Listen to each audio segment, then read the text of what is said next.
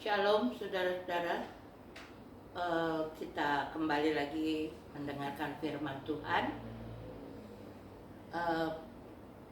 Kita minta hikmat daripada Tuhan. Kita berdoa. Terima kasih Tuhan untuk kesempatan ini kami dapat kembali membahas firman Tuhan. Kami dapat merenungkan firman Tuhan. Kami berdoa ya Tuhan, sementara kami mendengarkan firman Tuhan, biar Tuhan memberkati kami, Tuhan mengurapi kami, berikan hikmat supaya kami mengerti apa bagian yang kami harus lakukan di hadapan Tuhan. Kami minta Roh Kudus mengurapi kami semua. Roh Kudus mengurapi hamba-Mu, supaya hamba-Mu mampu menyampaikan isi hati-Mu. Dalam nama Yesus, haleluya, amin. Saudara-saudara, kita tema pada hari ini adalah menjadi prajurit Kristus. Kita baca dalam 2 Timotius 2 ayat 3 dan 4. Seorang prajurit yang sedang berjuang tidak memusingkan dirinya dengan soal-soal penghidupannya, supaya dengan demikian ia berkenan kepada komandannya. Amin. Saudaraku, menjadi prajurit Kristus bukan hanya pendeta-pendeta, tetapi semua kita adalah prajurit. Saudaraku, semua Israel pada zaman dahulu, semua laki-laki adalah prajurit. Mereka berperang. Itu sebabnya bahwa kita harus sadar bahwa kita ini sebenarnya prajurit Kristus. Kita lihat contoh di dalam Filemon pasal 2, surat Rasul Paulus ini kepada Arkhipus dan saudaranya Apphia. Di dalam King James Version berbeda dengan di Alkitab Indonesia. Itu kalau saya bacakan bahwa di dalam Filemon 2, dalam bahasa Inggris itu dikatakan, and to our beloved Apphia and Archippus, our fellow soldier. Dalam bahasa Indonesia, teman seperjuangan. Tetapi kalau dalam bahasa Inggris, fellow soldier, berarti bahwa prajurit. Jadi kita sama-sama prajurit. Kalau dalam bahasa Indonesia, bahwa kepada saudaraku yang kekasih Apphia dan Archippus, yaitu saudaraku sesama prajurit. Nah, lalu yang kedua, kita juga baca dalam Filipi 2 ayat 25. Itu surat Rasul Paulus kepada Epaphroditus. Itu dalam bahasa Inggris, King James Version.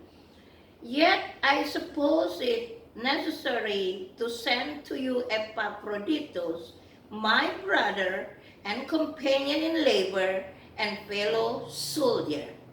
Nah, sekali lagi kalau saya terjemahkan dalam bahasa Indonesia, saya akan mengirim karena ini penting sekali, yaitu Epaphroditus, saudaraku, teman sekerjaku, dan teman, kalau bahasa Indonesia seperjuangan, tetapi di sini dalam bahasa Inggris teman sama-sama prajurit.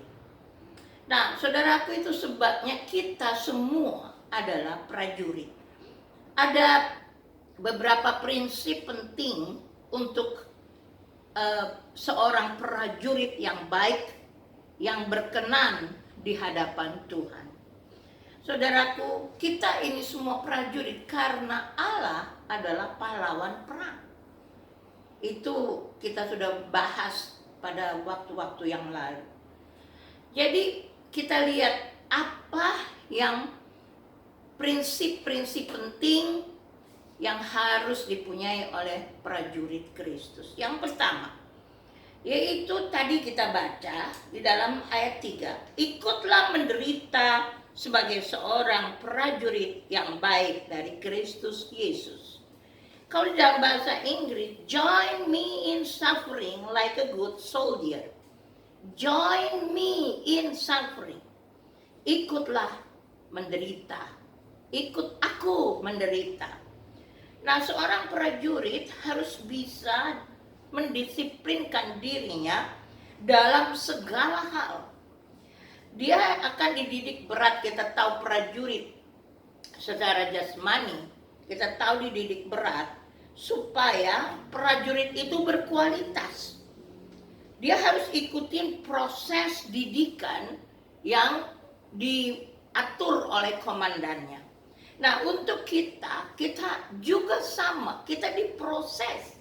Kita ada didikan-didikan Tuhan, ada latihan-latihan yang Tuhan berikan supaya kita menjadi dewasa rohani dan siap untuk menjadi prajuritnya Tuhan dengan disiplin yang kuat dalam ibadah, dalam membaca Alkitab, dalam doa, dalam puasa. Kita mendisiplinkan diri kita karena kita didisiplinkan oleh Tuhan, kita dididik oleh Tuhan, kita dilatih oleh Tuhan.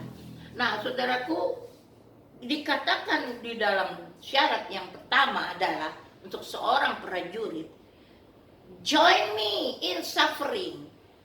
Ikutlah seperti aku menderita. Nah, saudaraku, saya baca satu ayat Filipi pasal 1 ayat 29 sampai 30. Filipi 1 ayat 29 30. Sebab kepada kamu dikaruniakan bukan saja untuk percaya kepada Kristus, melainkan juga untuk menderita untuk Dia.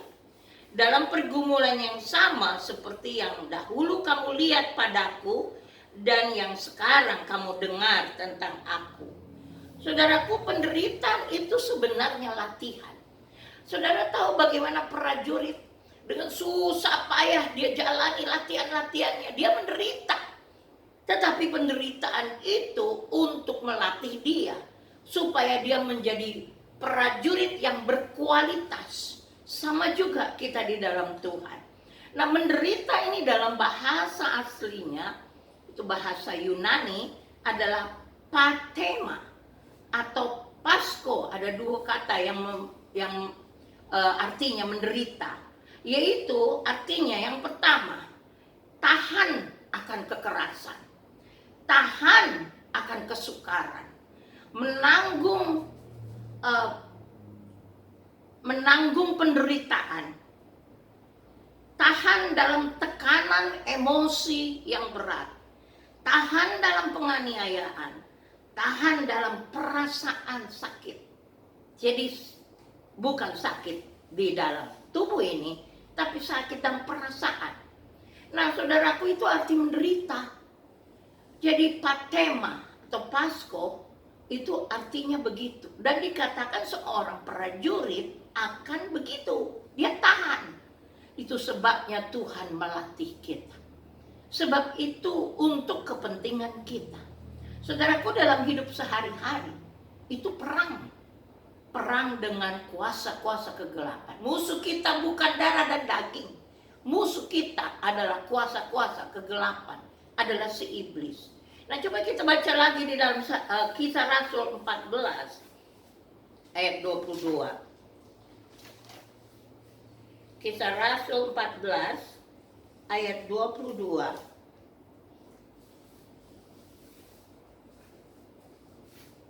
Di tempat itu mereka menguatkan hati murid-murid itu dan menasehati mereka supaya mereka bertekun di dalam iman yang pertama, dan mengatakan bahwa untuk masuk ke dalam kerajaan Allah kita harus mengalami banyak sengsara.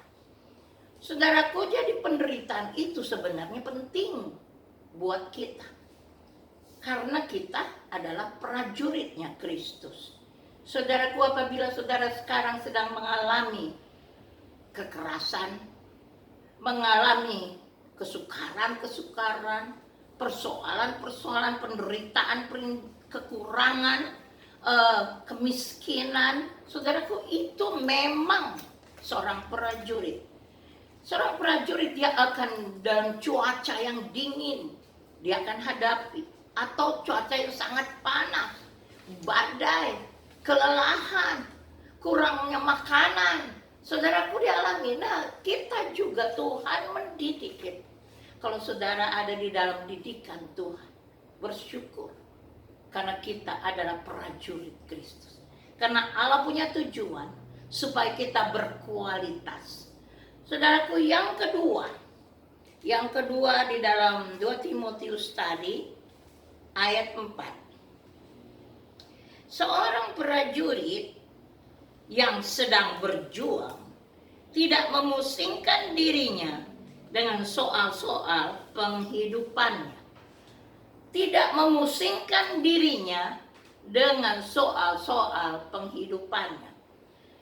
Prajurit tidak bertanya, saya makan apa ya?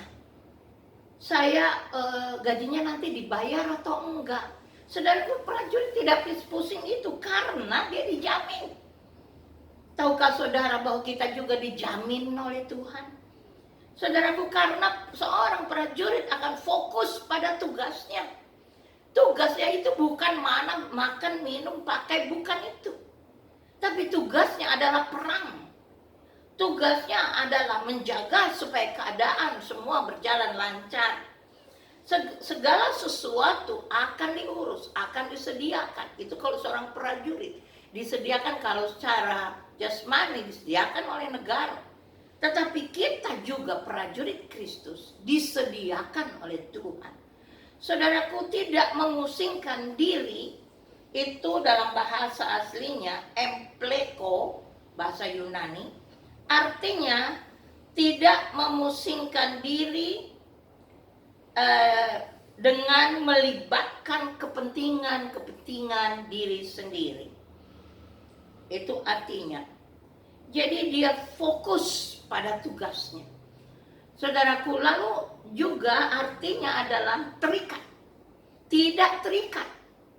Dia tidak terikat dengan keadaan di dunia ini. Karena dia fokus kepada tugasnya. Dia juga artinya adalah sangat mementingkan kehidupannya. Kehidupannya nomor satu. Saudaraku, itu sebabnya seorang prajurit, dia tidak pusing soal itu. Tapi yang dia fokus kepada Tuhan. Kepada yang mengangkat dia. Kita lihat Matius 6 ayat 31-32. Matius 6 31-32. Sebab itu janganlah kamu khawatir dan berkata, apakah yang akan kami makan? Apakah yang akan kami minum? Apakah yang akan kami pakai? Semua itu dicari oleh bangsa-bangsa yang tidak mengenal Allah. Akan tetapi Bapamu yang di surga tahu bahwa kamu memerlukan semuanya itu. Bangsa-bangsa tidak mengenal Allah, mereka akan fokus kepada hal-hal itu. Tetapi kita, anak-anak Bapa di surga, Bapa tahu bahwa kita memerlukan semua itu. Sampai firman Tuhan berkata, jangan kamu khawatir apa yang kamu makan, minum, pakai. Karena Bapamu di surga tahu kamu memerlukan. Jadi kita juga dijamin oleh Bapa di surga. Tapi fokuslah kita kepada tujuan kita sebagai prajurit Kristus. Nah, saudaraku, itu yang bagian tidak memusingkan diri. Lalu selanjutnya adalah dengan soal-soal penghidupannya.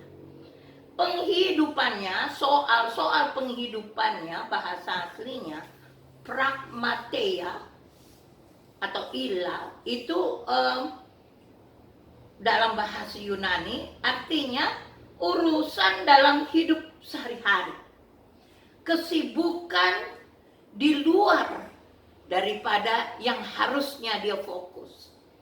Nah, saudaraku, berarti kalau kita khawatir dalam hidup ini, khawatir tentang anak, khawatir tentang keuangan, saudaraku, Tuhan mau kita tidak khawatir. Karena kita punya tugas yang lebih penting. Saudaraku, misalnya khawatir juga tentang keluarga. Saudaraku, karena kita serahkan kepada Tuhan, Dia tahu kita memerlukannya. Dialah yang mengurus, memelihara hidup kita. Nah, di dalam Lukas 9 ayat 59 sampai 62 ini kita baca Lukas 9 ayat 59. Pada suatu waktu ini Yesus datanglah orang-orang yang mengatakan akan mengikut Yesus. Lalu ia berkata kepada seorang lain, "Ikutlah aku." Tetapi orang itu berkata, "Izinkanlah aku pergi dahulu, menguburkan Bapakku." Tetapi Yesus berkata kepadanya, "Biarlah orang-orang mati menguburkan orang mati. Tetapi engkau pergilah dan beritakan kerajaan Allah di mana-mana." Dan seorang lain berkata kepada Yesus, "Aku akan mengikut engkau Tuhan, tetapi izinkanlah aku pamitan dahulu dengan keluarga." Tetapi Yesus berkata, "Setiap orang yang siap untuk membajak, tetapi menoleh ke belakang, tidak layak untuk kerajaan Allah." Saudaraku, maksudnya adalah firman Tuhan ini, kita prioritaskan tentang Tuhan. Prioritas pertama, memang ada tanggung jawab kita juga kepada keluarga. Saudaraku, kalau keluarga berantakan, maka itu tidak menjadi kesaksian. Kita juga memperhatikan keluarga, anak-anak. Kalau sampai berantakan, sampai narkoba, itu bukan satu kesaksian. Walaupun kita berkata saya pelayan Tuhan, tapi kalau anak-anaknya kacau, itu bukan satu kesaksian. Tapi prioritas pertama di dalam hati kita adalah Tuhan. Adalah tugas yang Tuhan berikan kepada kita. Nah, saudaraku, satu waktu Elia disuruh Tuhan untuk mencari penggantinya. Elisa, dia bertemu dengan Elisa yang sedang membajak, memakai 12 pasang lembu. Dan apa Elia lakukan? Dia tidak berkata apa-apa, dia lempar jubahnya. Dan jubah itu ditangkap oleh Elisa. Lalu Elisa mengerti bahwa dia harus ikut Elia. Lalu dia berkata, "Izinkanlah aku pulang dahulu untuk mencium ayahku dan ibuku dahulu, lalu aku mengikut engkau." Dan Elisa memberi izin. Dia pulang, dia dia potong 2 lembu, dia masak dengan bajaknya itu, lalu dia mengadakan satu perpisahan. Karena apa? Karena sekarang fokusnya adalah hal yang lain. Tadinya dia keluarga nomor 1 dalam hidupnya, tapi sekarang dia adalah pelayan Tuhan. Jadi saudaraku, ikatan dalam berkeluarga itu nomor 2, tapi Tuhan nomor 1. Karena jangan sampai keluarga kita itu menjadi berhala di dalam hidup kita. Lalu kerajaan Allah itu harus diproklamirkan. Murid yang pikirannya masih melekat kepada kehidupannya tidak layak, kata Tuhan, untuk mengambil bagian dalam kerajaan Allah. Sebab itu prioritas itu jatuh di prioritas kedua. Tapi tanggung jawab tetap kita harus lakukan. Ikut Tuhan harus sungguh-sungguh. Ikut Tuhan, pikiran kita tidak boleh melekat kepada hal-hal yang lain, tetapi melekat kepada Tuhan. Nah, itu seorang prajurit. Itu bagian yang kedua, tidak memusingkan dirinya dengan penghidupannya. Lalu yang ketiga, kita kembali lagi ke dalam ayat 4, yang bagian B, supaya dengan demikian ia berkenan kepada komandannya. Saudaraku, berkenan kepada komandannya adalah artinya melakukan sebaik-baiknya apa yang dikehendaki komandannya. Jadi tidak membiarkan fokusnya itu bergeser, tetapi benar-benar pada tugas, akan melakukan sebaik-baiknya apa yang dikehendaki komandannya. Saudaraku, dalam bahasa Yunani itu berkenan itu adalah maca syabah. Artinya, pertama, rencana. Komandan punya rencana dengan hidup kita. Yesus juga punya rencana dengan hidup kita. Yang kedua adalah keinginan komandan. Yang ketiga adalah tujuan. Itu arti bahasa Yunaninya. Tujuan. Komandan punya tujuan dengan kita. Yang keempat adalah pikiran. Pikiran dari komandan itu tentang kita. Dia ada rencana dengan kita. Lalu yang kelima adalah jalan-jalan. Cara-cara komandan. Saudaraku, komandan kita adalah Yesus. Sebab kita, kalau katakan dalam Ibrani, dengan mata tertuju kepada Yesus. Fokus kepada Yesus. Nah, saudaraku, kalau kita menjadi orang yang berkenan kepada Tuhan, maka kita akan diberkati luar biasa. Kita lihat ayat di dalam Pengkhotbah. Pengkhotbah 2 ayat 26. Pengkhotbah 2 ayat 26. Kepada orang yang dikenannya, ia mengaruniakan hikmat, pengetahuan, dan kesukaan. Tetapi orang berdosa ditugaskannya untuk menghimpun dan menimbun sesuatu yang kemudian harus diberikannya kepada orang yang dikenan Allah. Ini pun kesia-siaan dan usaha menjaring angin. Jadi sia-sia orang kalau dia tinggal dalam dosa, karena dia tidak berkenan kepada Allah. Tapi orang yang berkenan kepada Allah akan dikaruniakan hikmat dan pengetahuan dan kesukaan.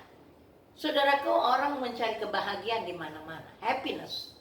Tetapi kesukaan itu datangnya dari Tuhan. Kalau kita berkenan di hadapan Tuhan. Nah, saudaraku, itu sebabnya kita harus siapkan hidup kita. Bahwa kita prajurit, kita harus berkenan kepada komandan kita, yaitu Yesus. Dan yang terakhir, yang keempat adalah di dalam kita lihat di dalam Matius 8 ayat 9. Matius 8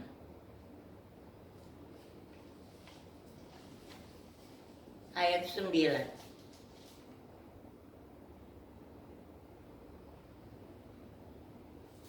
Ini pada waktu seorang perwira yang Yesus menyembuhkan hamba seorang perwira. Di dalam ayat eh, ayat yang ke-9, di situ perkataan perwira itu, sebab aku sendiri seorang bawahan, dan di bawahku ada pula prajurit. Jika aku berkata kepada salah seorang prajurit pergi, maka ia pergi. Dan kepada seorang lagi datang, maka ia datang. Ataupun kepada hambaku kerjakan ini, maka ia mengerjakannya. Saudaraku, setelah Yesus mendengar hal itu, dia heran. Karena orang itu sangat beriman. Tuhan Yesus mau kita seperti itu. Jadi selalu siap terhadap instruksi dari komandan. Selalu siap. Kalau Tuhan menyuruh kita sesuatu, kita siap. Ya Tuhan, aku siap. Dan saudaraku, itu yang Tuhan cari. Jadi seorang prajurit Kristus, dia akan siap menderita. Karena dia akan didisiplinkan. Karena dia tahan terhadap sengsara, penderitaan, bahkan tekanan-tekanan emosi. Dia tahan. Seorang prajurit, dia tidak memusingkan diri dengan penghidupannya. Dengan hal-hal yang lain dari kehidupannya. Seorang prajurit Kristus, dia berkenan kepada komandannya.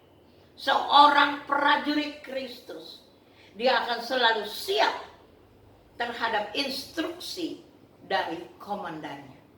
Saudaraku, kita tanya diri kita sendiri, apakah kita sudah melakukannya di dalam hidup kita? Apakah kita layak disebut prajurit Kristus? Kalau kita tidak mau, semua kita prajurit Kristus, berarti kita prajurit Kristus yang tidak berkualitas. Mari kita benahi diri kita menjadi prajurit Kristus yang berkenan kepada Yesus. Kita tundukkan kepala, kita berdoa. Tuhan, terima kasih, jadikan kami prajurit-prajurit-Mu Tuhan, yang berkenan kepadamu. Prajurit yang siap dan siap untuk menderita, siap untuk mendengarkan instruksi dari-Mu Tuhan, dan tidak memusingkan diri dengan hal-hal penghidupan kami. Terima kasih Tuhan. Dan kami berdoa Tuhan untuk para dokter dan perawat yang berdiri di garis depan untuk melayani pasien-pasien Corona. Tuhan, berikan daya tahan tubuh yang tinggi dan lindungi mereka.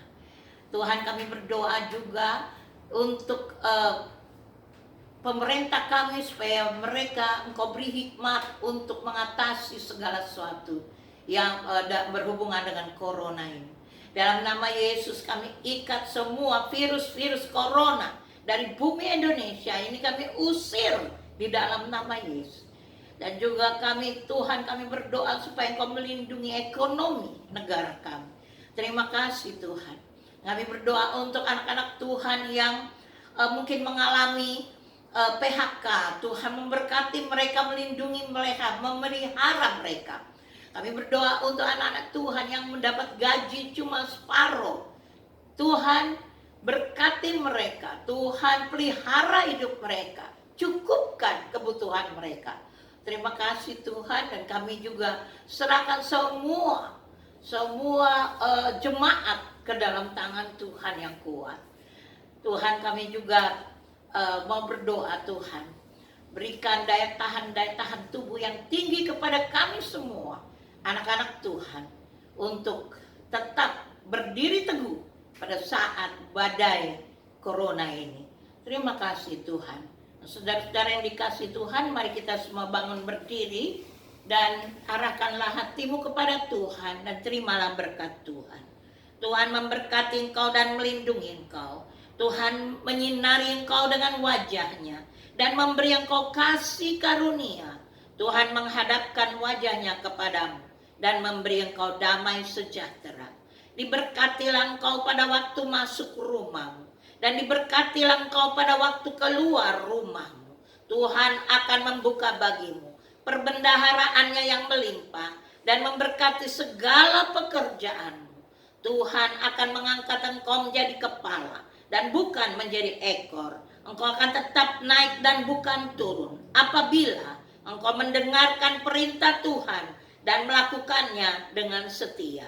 Anugerah dan sejahtera dari Tuhan Yesus Kristus, kasih Allah Bapa, dan persekutuan dengan Roh Kudus menyertai saudara-saudara sekalian, mulai saat ini sampai selama-lamanya.